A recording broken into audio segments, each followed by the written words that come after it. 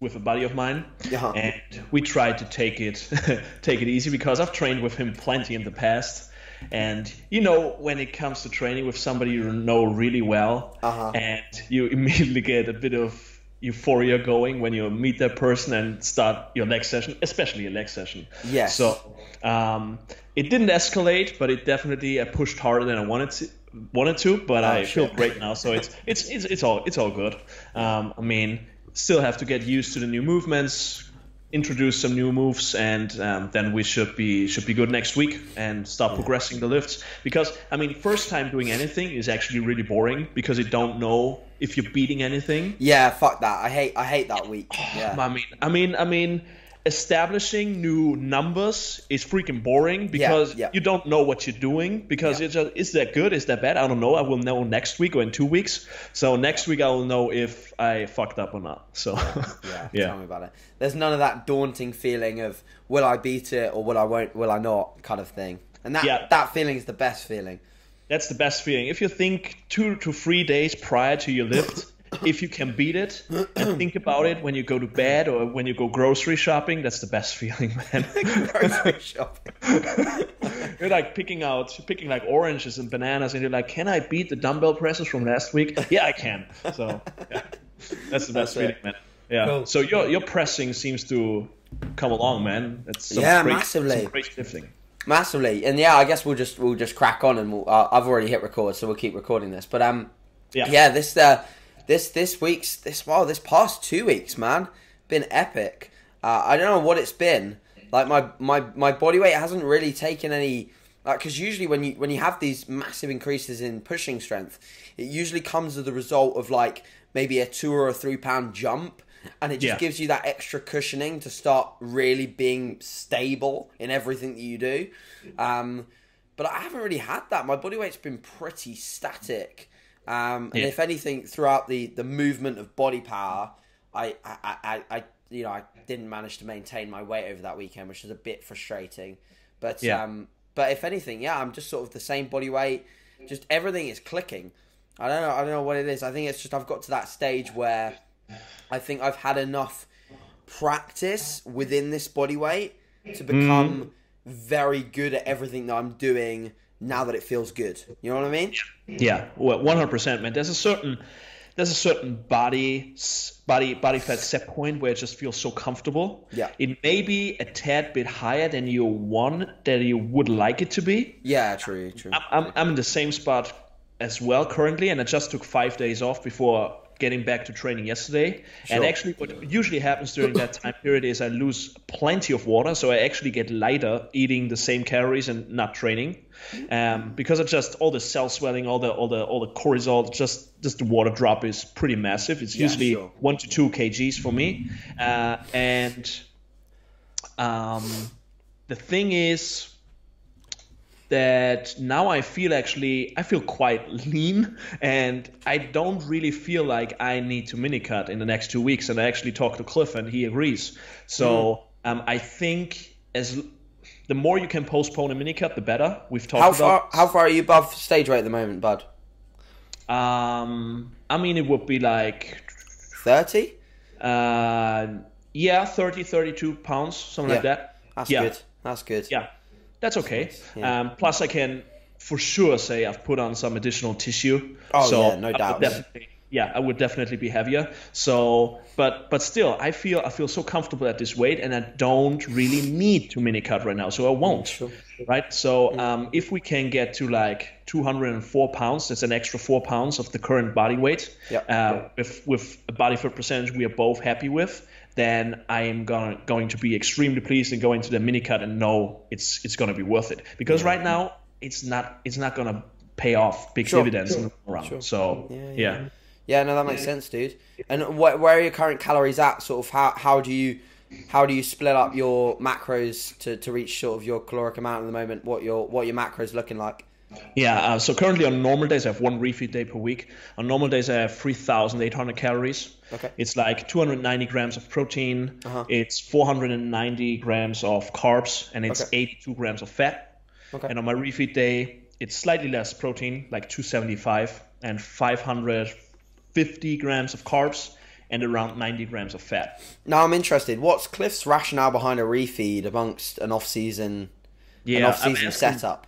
I've asked him that actually quite a few months ago, and it's nothing spectacular. It's just him saying that if you need to go out during the week or have a social event or something, or need some extra flexibility, you have that refeed day.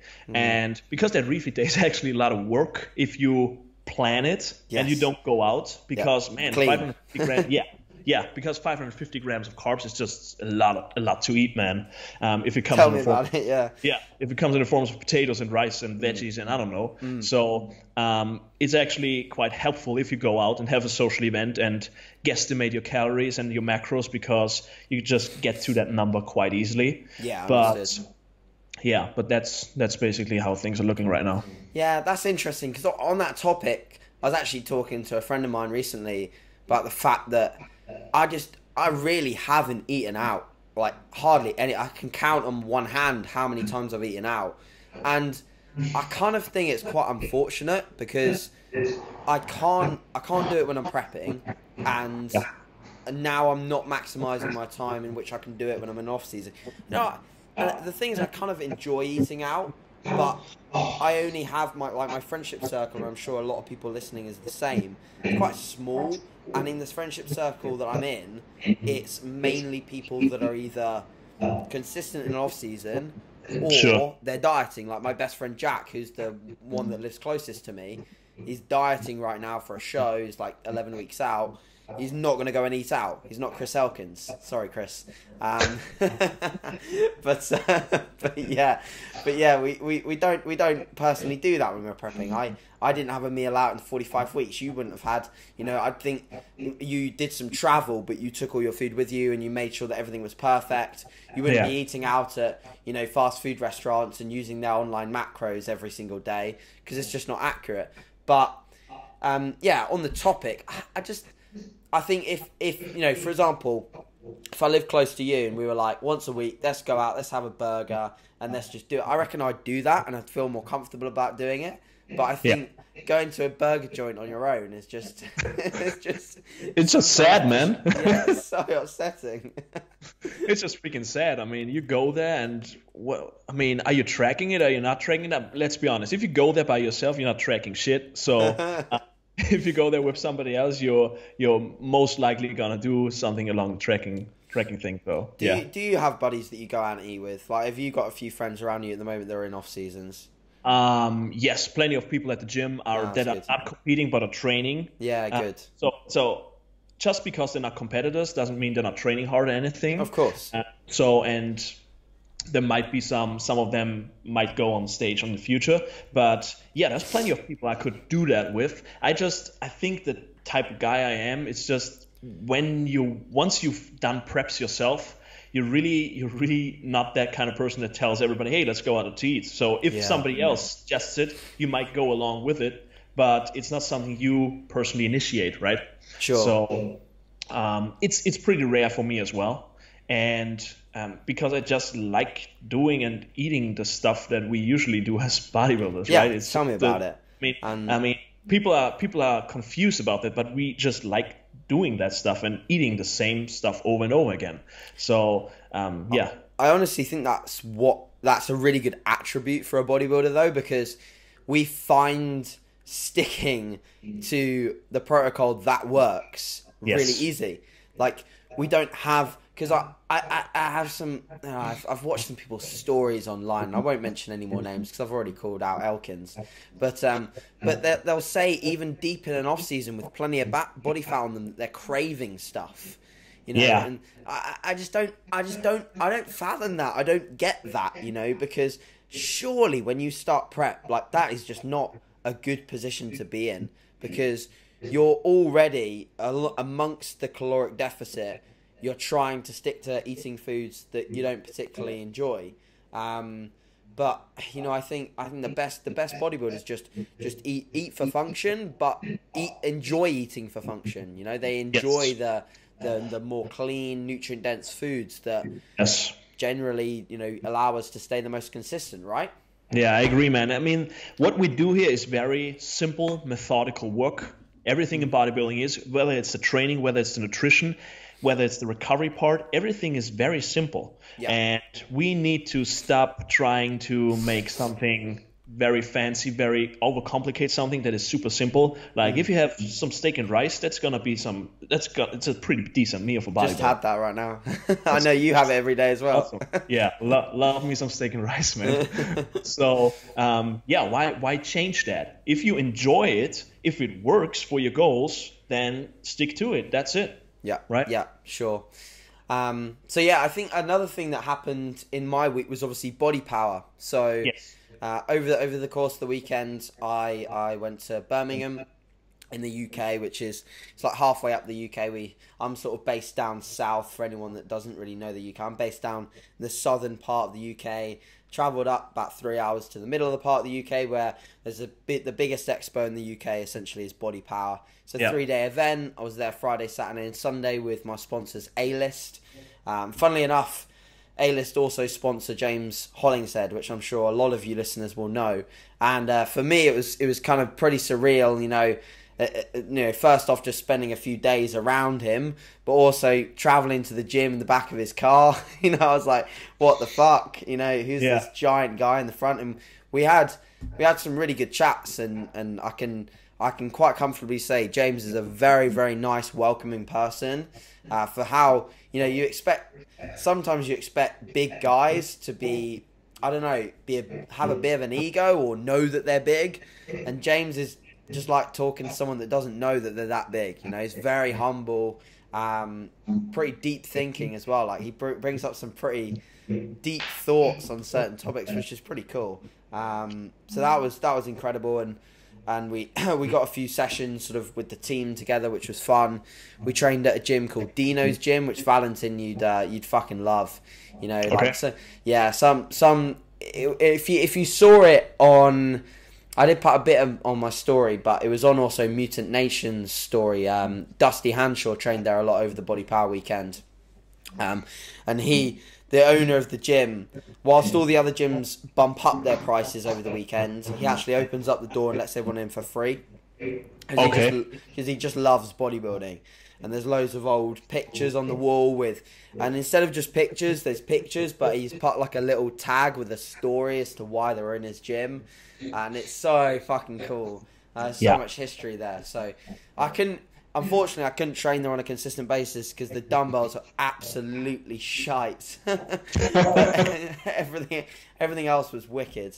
And other than that, it was just wicked to sort of meet people and see that there are actually real people out there that listen to what I do, and also very much so listen to the podcast. So a lot of people mentioned that they liked R1 as well. So. It's very cool stuff, and I did try out.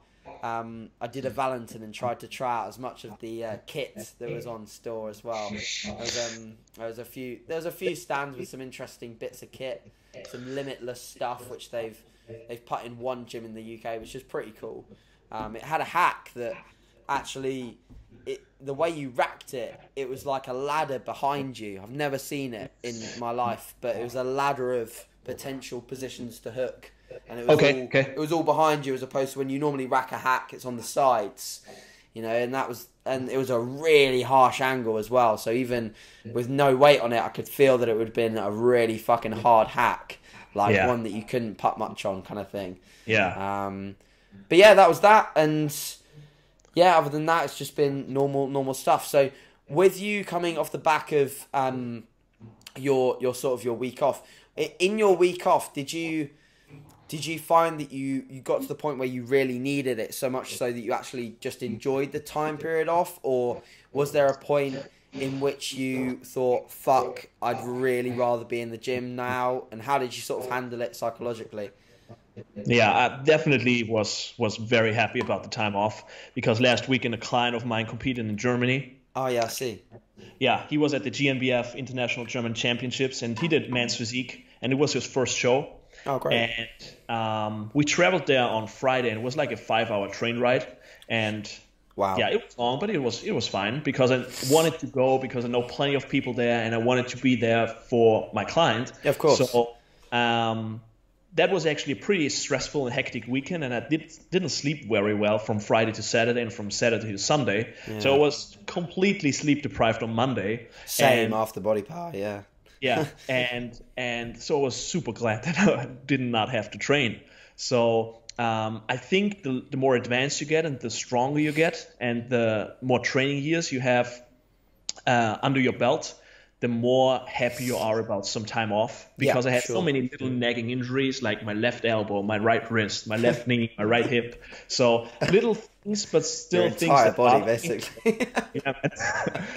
Still, I mean, stuff that just bothered me, nothing too major, but stuff minor nagging stuff. And almost all of it is gone except my wrist. So I can now start that new program, rejuvenated, and just keep going again. And really hit it hard. How did you manage your food over the 3 days that you were away? I just brought some protein powder. That was basically it. And there I just bought some rice cakes and some protein bars. That was it. So I mean, I basically lived out of a bag last year prepping, and I was in Athens, I was in London, I was in Germany again. So I was constantly on the road. I was in Chicago, obviously, for my show. So I was constantly on the go, and I never, ever had a single Tupperware with me and prepped a meal or something. I always went to the supermarket, had my little scale with me, put all the food on there, and that was basically it. So super flexible, because for me that stresses me out less than preparing food a day prior or several days prior. Interesting. So, nice. Yeah, you just have to find what spikes cortisol the least, basically. And that was my way to go, and I will continue to do that because I just know how to do it, and I'm really comfortable doing it. I know some people can't do that. They need their 5 meals packed for the day and have to go out like that, but I really don't need it, and I don't want to do it like that. So sure, 100%. I think I'm in between. So, you know, I can quite easily go out and you know, be fine grabbing bits. But I knew personally over the past weekend, I did prep pretty much every single meal, purely because I knew how busy the days were going to be. So I knew that going out of my way to go to a supermarket on top of what I already was having to do, being at the expo all day and then training like straight after, I knew it was going to be a little tough. So I just brought like a big cooler which I can plug into my car and just leave in the car, and that was fine. But usually I you know, in the past I definitely would do what you do, and it's nice to see that, you know, someone of your level of consistency and dedication does still do that. And I think that's nice, and sort of a nice thing for listeners to hear, that, you know, even a pro will do things like that, and it's fine. You know, and you can still make absolutely fine progress doing that. Plus, I think you have to consider on show day, you are on your feet all day. It starts like, I was up at like 6 a.m. up until like 11 p.m. because they had like prejudging and finals split up, and it's just, whatever. So you're on your feet all day, and you're running around, and you're having dream tan everywhere. And so it's constant chaos, and you're just active all day long. And sometimes you even forget to eat. So I'm just happy to have like a shaker with some protein in it, and that's just it, throw it down. So you have to understand there's some leeway on those days because activity is so high, and I was 100% in deficit that day because I came back lighter from the weekend. So I always burn a ton of calories on show day if I'm coaching. So yeah, absolutely. Yeah, I hence why I managed to not maintain my weight over BodyPower, because I was literally either standing or walking or shouting, hence why my voice is still somewhat fucked. So yes, because there was just loud pop music everywhere, so you couldn't speak to anyone, let alone have a normal conversation at normal tones. Something I was going to actually ask you, Valentin, was you mentioned how at the GmbF, or the German Federation that you were at, you mentioned how a lot of the junior competitors were very impressive, especially how muscled they were and how well muscled they were, and that they might win the overall in that sort of scenario. Now, is there any hypothesis as to why you think some of these German younger bodybuilders are that good and that well muscled? Is there any reason behind that we can potentially look into? I think nothing particular in terms of them being German, but just them starting very, very early. Is it more popular in Germany?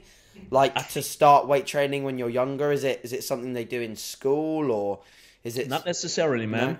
But I mean, it's a big country. There's like 80 million people living in Germany, so it's a big country. So the talent pool is large, right? Yeah, And ever since natural bodybuilding came up more and more the last few years, I think more and more people became aware of it. So the thing is, I just think a lot of these guys started with like 11, 12 years and started lifting weights. Yeah. Now they're like 19, 20 and they look like freaking beasts, because some of the guys, they don't even look like 20. I mean, they look like 30, and they just come up to you and they're, yeah, I'm in junior class. And I'm like, what? Okay. So that's crazy to me, but most of them have crazy potential. They have great genetics, and they just started working out really, really early. And that combination is just the product you see on stage, right? I don't know whether maybe there's some like, I don't know, some testosterone thing going on with some, because I don't know, it's a lot of those kind of people. Like I had I think the guy that came second to me in the Worlds, I think he was Austrian. I'm pretty sure he was. I actually know that guy. Yes. Yeah. Is he still natty? Because I think I saw him somewhere, and I was like, yeah, he is. Okay, cool. So it's probably someone that looks identical to him that isn't natty anymore, because he just looked like he'd blown up a good 40 pounds since the Worlds and in the same condition. So it must be a lookalike. But he was ginormous, like enough to worry me, ginormous. But he was luckily not in good enough condition. So but I reckon he had at least 30 pounds on me, and he was like had a proper husky voice, beard. Like fuck, I can't even grow a beard, let alone have a full on husky voice. I don't think genetically I've been dealt the most optimal hormone panel for growing tissue, but maybe I'm better at getting lean. I'm not sure. I don't know whether there's anything. I wish you could have a test done that would be like, you're better at this versus that kind of thing. Sure. But I think psychologically, some of the bigger guys, they because I don't know about you. I think you're maybe the same, but for me, I have no issue with being small. So when I started to lose weight and get smaller and not fill out t-shirts as more, I just knew that was granting me condition. I didn't look at the fact that I was losing size, because I knew that I'd have to be small to be as shredded as I need to be. But some big people really get fucked over that. Yeah. You see that all the time when people say, oh my God, I'm losing size, I'm losing fullness. Yeah. That they really don't understand what they need to do in order to be competitive on stage, because you need to lose fullness, man, to be competitive. You need to lose it. Nothing's going wrong. Actually, everything is according to plan. Yes. You need to lose that fullness. So to me, it has always been one of the most fascinating things about natural bodybuilding, that the smaller guys are able to knock out a bigger guy with their conditioning. I absolutely love that. And I will always be so fascinated by that fact that a guy that's like 20 pounds lighter can knock out a heavier guy that's more muscled. I absolutely love that, especially when you turn around and face the curtain. That's something very exciting to me when you see, okay, that guy over there is smaller and he's going to win. Yeah. I will always love that about natural bodybuilding. But like I said, those young guys, if they, in general, when I look at the German championships, if they just come in a tad bit leaner, they're going to be unstoppable, man, because a lot of them needed a few extra weeks of dieting, but I guess they're going to peak for a later show. So there was just something that stood out to me, how heavily muscled everybody was, but just a tad bit too soft for my liking. But I'm really picky when it comes to that. So sure. I think psychologically, it's whether you can handle that final few bits. It's like those last 3 pounds that some people just cannot physically get off, because they just can't do it. They just haven't got the guts. They can't grit their teeth and get it off.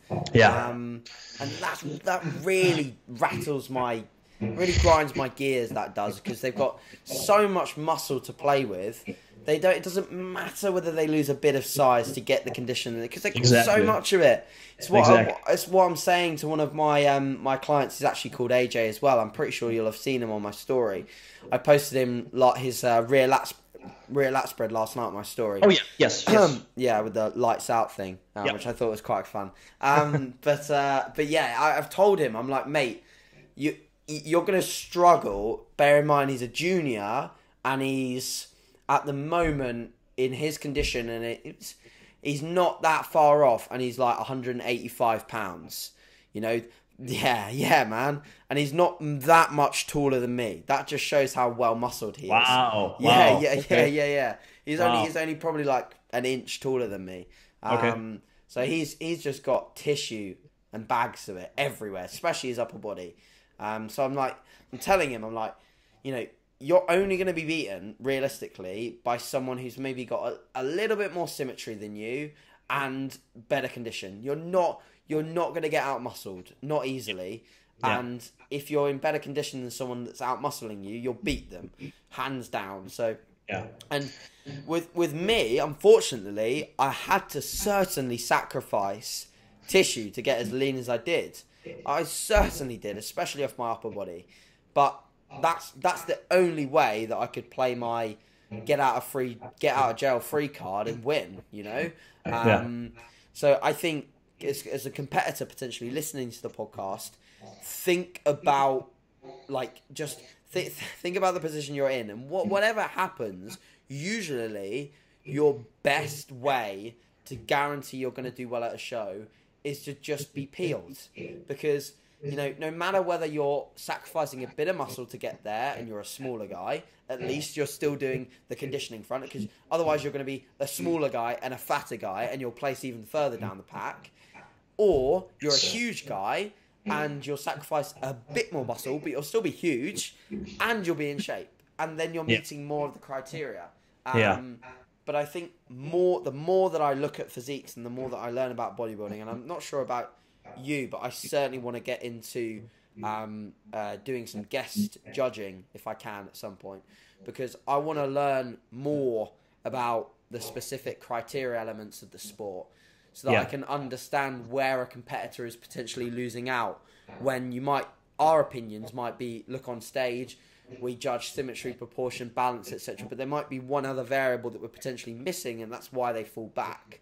Yeah, you know what I mean? So I don't know whether that's something you've ever looked into. Like, would you ever want to judge a show? Would you ever want to sort of get involved in that to learn more about the criteria element? Yeah, dude, 100%. I actually talked to a WNBF pro, David, at the show. And cool. He had a client there. He was from Switzerland, and we talked plenty about natural bodybuilding in general and about federations and about judging. And I think it would just be awesome if there's a federation that only has like coaches and athletes at the judging panel. Yeah, I mean, that would be amazing. I mean, it's definitely hard to do because you have to find the right people and qualified people. But just imagine a judging panel full of coaches that are prepping athletes that are not in the show, obviously. Yes. That would be amazing. I mean, it would be so clear cut. It would be so obvious to them who's going to win. Yeah. Because every time I sit next to another coach in the audience and I just watch what's going on, we are always in agreement, because they are looking at the same stuff I'm looking at, and we just agree about who's going to win and who's going to lose out. So that would I'm definitely interested in guest judging one day, and just have to look what federation would be open to that. Mm-hmm. But do you have any contacts in like the UK DFBA and BNBF where you could eventually do that? Yeah, certainly with the UK DFBA, because obviously I know Lee well, who runs the UK DFBA with Amy, and I went to Worlds with them, so it's like, you know, I would be in a position where I could ask them. So that would be something exciting, and certainly something that I'd love to do, and hopefully I'll get an opportunity to do at some point.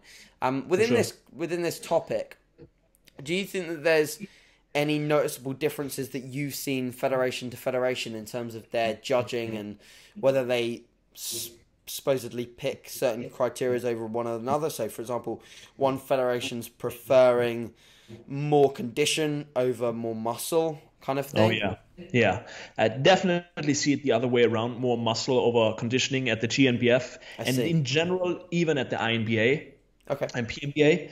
I mean, there's plenty of INBA shows here in Hungary and like the Czech Republic and Slovakia. So I've been to those shows, and you definitely see them preferring size over conditioning, which for me is a bit of an issue when it comes to natural bodybuilding, right? I mean, if you judge like that with the heavier classes, if there is a heavier class, okay. But if you're judging like the smaller guys and the softer, smaller guy who's big wins over the guy more conditioned and smaller, that's to me is a big problem. Yeah. And I've seen that quite often. So I think some of these federations need to think about what natural bodybuilding is actually, what it actually is, what it represents, and what it takes to be good at it. Because not everybody's gonna be 200 pounds on stage peeled. Like that's not gonna happen. So or not 190 or 180 or 170. Most of us are like between 160 and 170. That's like the majority of natural bodybuilders, right? So if there's some freaks up there that have like shredded glutes and they're like 180 plus, okay, good. They're gonna most likely gonna win the show. Yes. But with so many federations, I see them emphasizing size over conditioning, and that's just not fitting to me for the sport. Just like the introduction of a classic physique. I don't like that within natural bodybuilding. Does that make any sense to you? Because classic, I mean, a natural bodybuilder by definition is classic. Yes. Yeah. He's a classic physique competitor, basically, right? Yeah. And I mean, introducing it to the IFBB makes a lot of sense, but introducing it to a natural federation makes no sense at all. I think physique I can get because it's it's an entry, it's a potential entry level. It brings down the barrier to entry for some people, and it's a different criteria. I get that, but yeah, I totally agree with the classic opinion. Yeah, but to see, to look at other federations, like what I've heard from Cliff, like the WNBF, sometimes depending on where the show takes place, prefers different criteria. Interesting.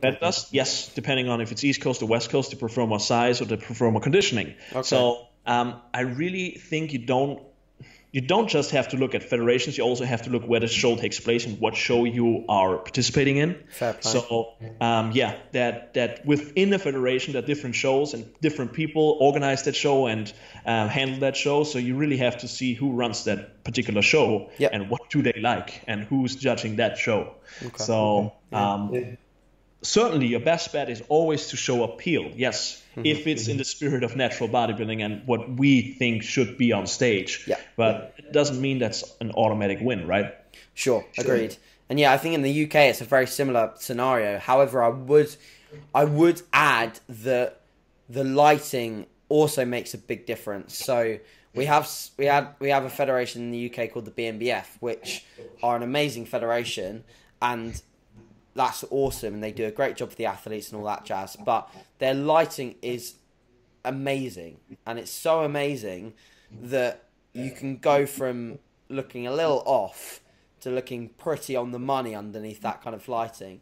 And it's annoying because you'll see these people backstage, and they'll certainly be softer than you think they should be. And then you go on stage and they start looking quite good, especially if they're well muscled, because it's like oxygen gym kind of really fucking good lighting.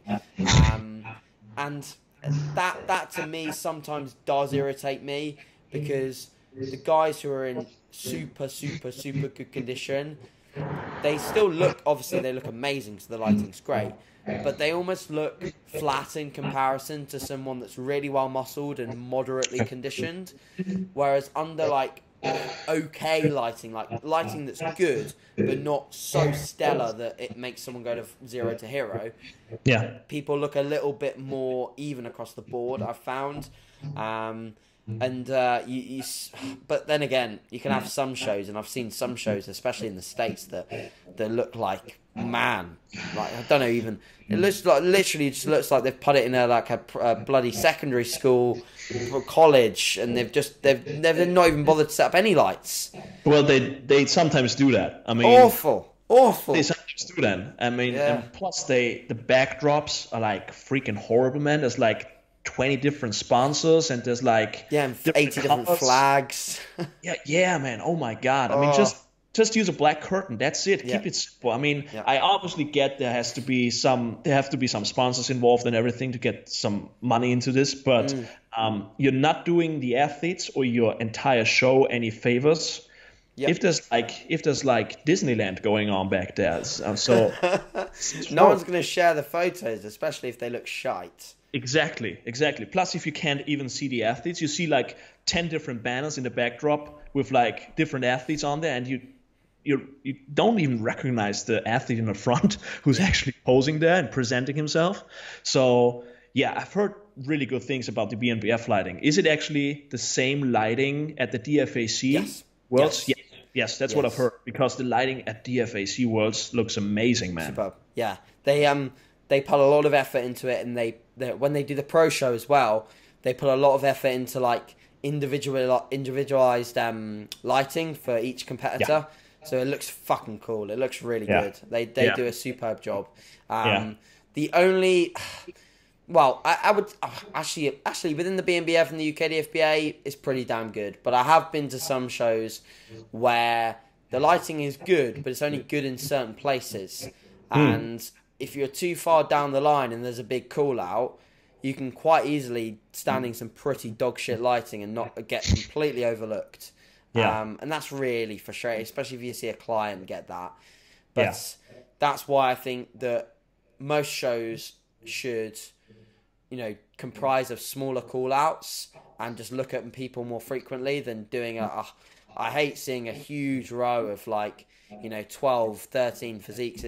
I don't even know as a judge how you could even look at that many people at once. I mean, I think I can personally look at maybe 4 or 5 people at once and start to do some good comparisons. Anything above that is just a little bit too much, and especially when I get irritated as well when, even as a competitor, the call outs are just around a quarter turns and that's it. Sometimes it's clear it's not that night and day kind of thing. And luckily I haven't been in many shows like that. Both my British finals within the UKDFBA and the BNBF were long. And it was a good job that I practiced my posing so much, because I had good sort of resilience to be able to pose for that long. Funnily enough, at Worlds, I think legit we hit a round of quarter turns every mandatory once, and that was it. That was it. Okay. Yeah. So I'm hoping that just means that it was just lights out. Yeah, man. I mean, that's always the thing with big classes, because when I was competing at the GmbF last year, that was a year ago. Crazy, time flies.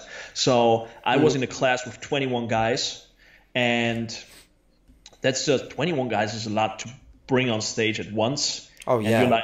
And you're like in this big half circle, and you're just wondering if you're on the side, does any of the judges even see me or recognize what I'm doing over here? Because you have to use a weird angle, and you're not even sure if you can display your level of conditioning in a way that is appropriate, right? So I totally agree, man. Looking at 4 to maybe 5, 6 people at once is probably best, because more people I don't know how you can look at so many poses at the same time and really compare them. I mean, how do you do that? So and plus on that day I had I was in the first call out, I was in the second call out, I was on the third call out. So I had 3 posing rounds to do, and before that we had to stand in the front relax for 10-15 minutes before they selected each and every one of us. So that was just brutal. If you're in such a big class and you have to pose I think we were on stage for 45 minutes. Jesus. And that's just brutal, man. Yeah, but then again, it's a great experience and teaches you a lot how to stay poised during such long prejudging, right? Yeah, sure.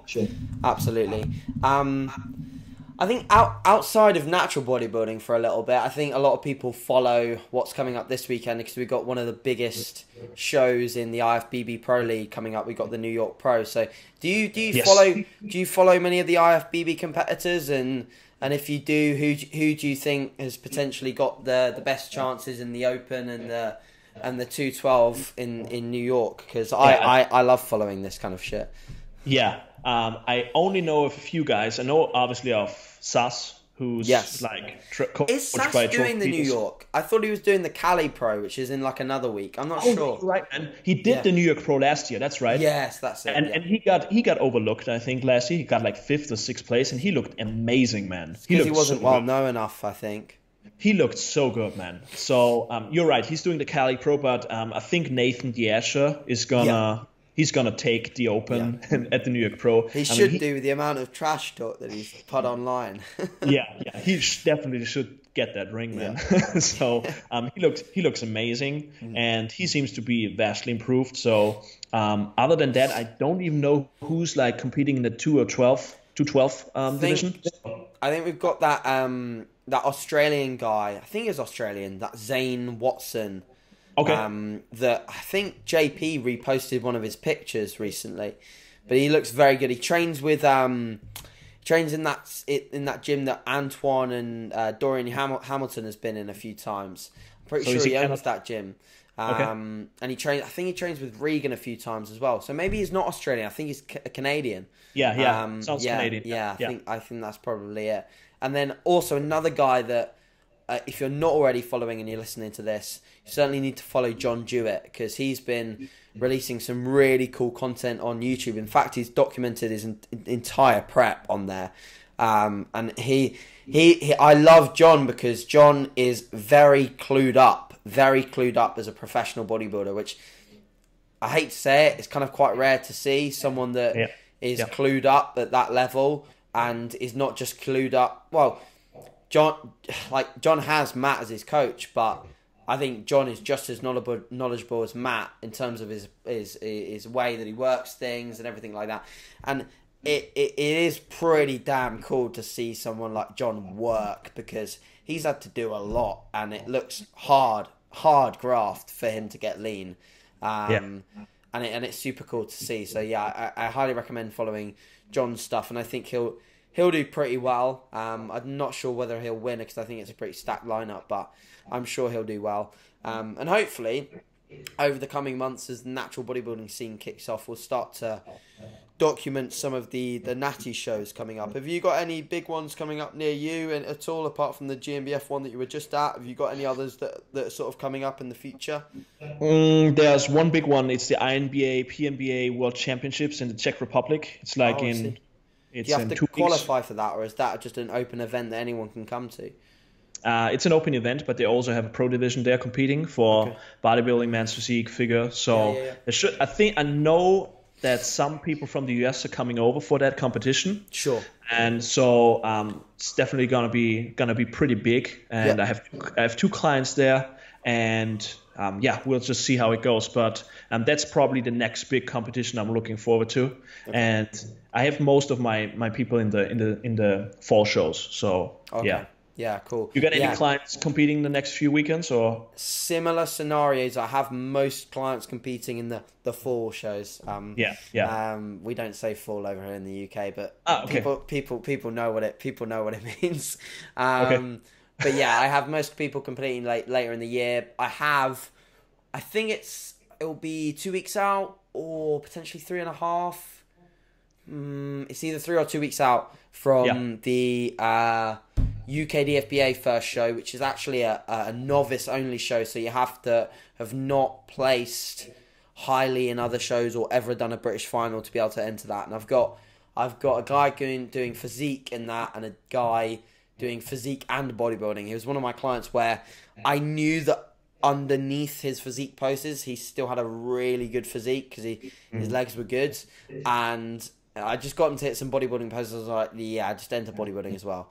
So I'm actually really excited for him to be in bodybuilding, because he's not only lean enough, but the fact that he's a really good MPD athlete makes his upper body very symmetrical, balanced, and you just, when someone hits a side tricep and they have really nice lined up obliques, lined up abs, and it just looks clean. He has that kind of look. So really excited about him. And then in 2.5 weeks, I'm not going to it, but I think it's the first BNBF show of the season. That's in Scotland. There's quite a few cool people doing that. I think don't know whether Tom Poyner's doing that one. He's a very good UK athlete. But there's a guy who used to be a very good junior. I'm pretty sure he'll be in the men's open now.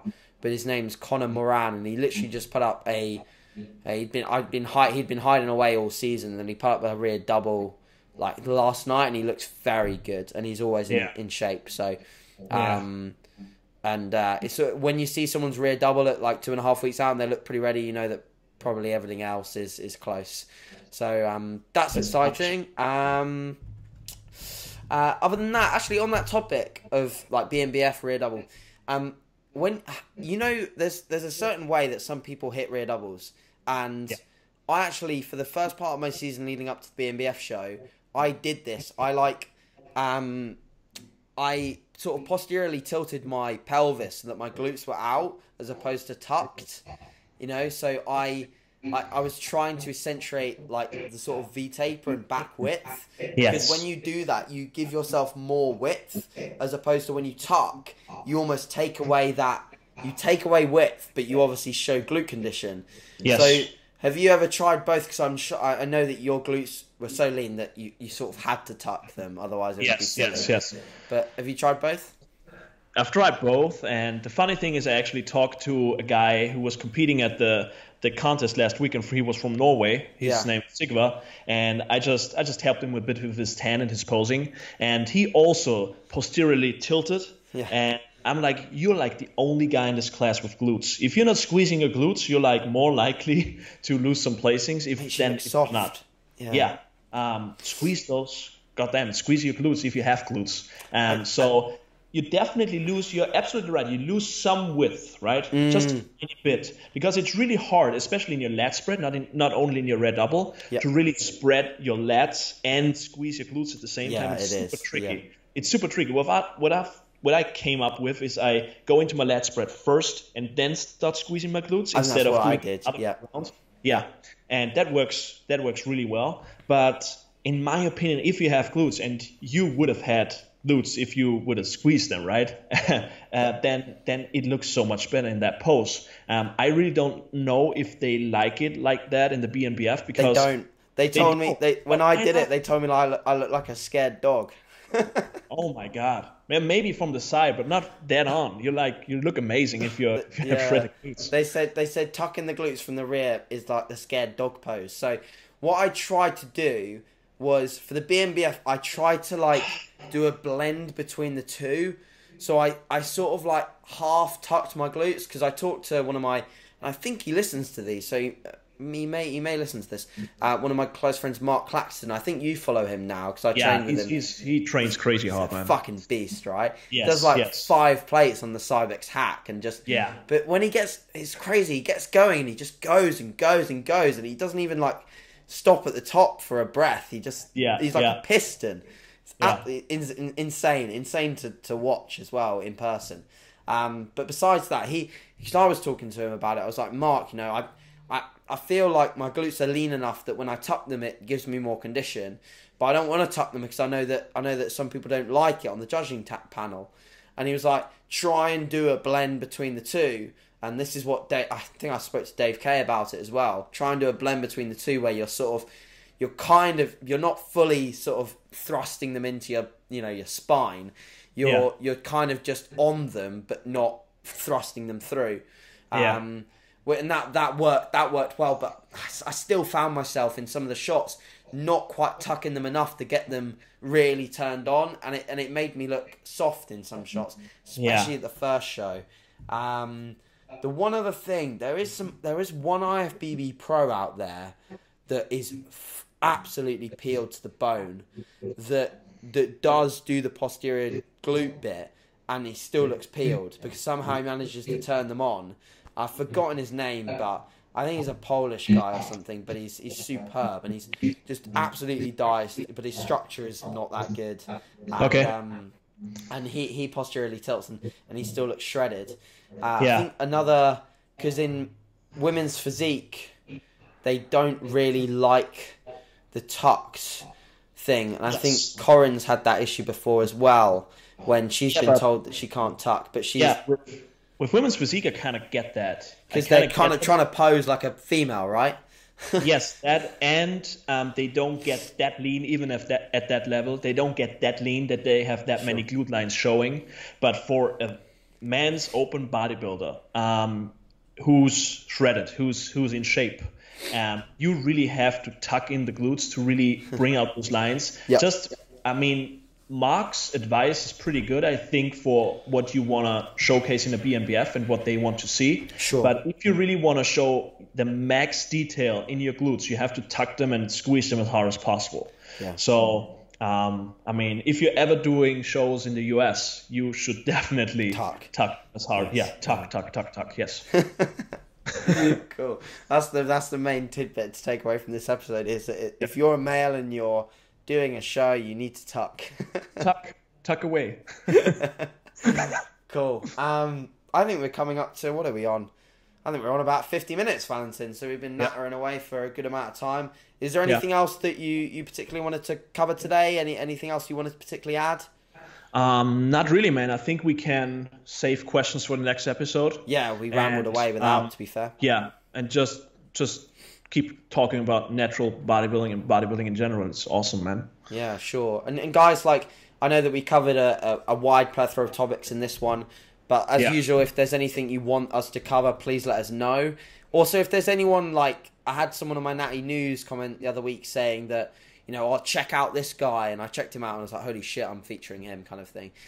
So if you have anyone or anything that you think, I'd really like to hear Valentin and AJ either talk about this or spread awareness of this, please let us know, because we're getting really good hits on these podcasts, and there's a lot of people listening. So if there's anyone that you want us to big up, or because essentially if we big up someone, that's spreading awareness of how cool natural bodybuilding is, and that's why I do the Natty News, and that's why we do this. That's why we want to talk about the sport. So but we are open to both the assisted and the non-assisted side of things. Like we just love bodybuilding in general, so we're open to all topics. So yeah, other than that, we'll probably see you guys same time next week, and we'll do the peace out from Valentin, and yeah guys, thanks for listening. See you in a bit. Bye. See you guys.